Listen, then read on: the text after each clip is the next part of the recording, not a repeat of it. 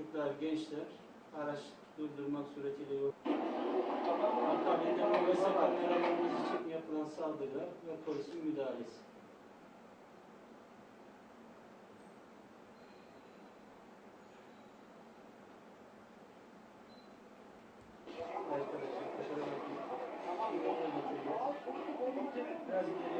İlçemizde 13.09.2013 tarihinde İdil Caddesi Kantar mevkiinde 26 adet kullanıma hazır ve hemen ertesi gün 14.09.2013 tarihinde Nur Mahallesi'nde yine 25 adet kullanıma hazır olmak üzere toplam 51 adet Molotov kokteylli ve el yapımı bomba ele geçirilmiştir.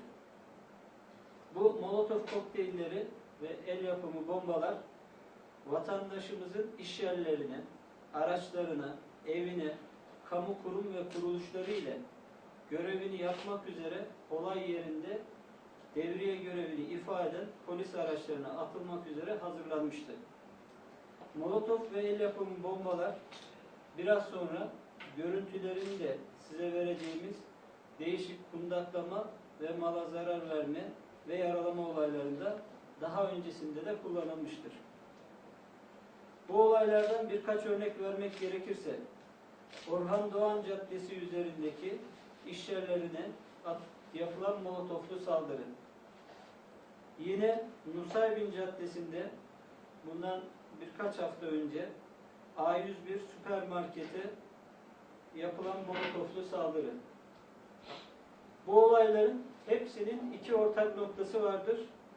Birincisi, ülkemizde devam eden çözüm sürecinin meydana getirdiği huzur ortamını ortadan kaldırmak.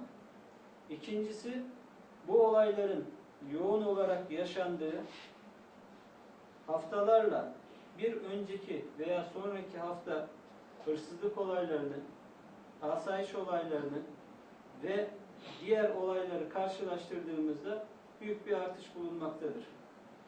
Örnek vermek gerekirse, Temmuz ayının 8 ile 14'ü arasında 2013 tarihlerinde ilçemizde 5 adet hırsızlık ve toplamda 6 adet asayişe müessir olay meydana gelmişken, olayların yoğun olarak yaşandığı 22 ile 28 Temmuz 2013 tarihleri arasında 9 adet hırsızlık ve toplamda 13 adet asayişe müessir olay meydana gelmiştir.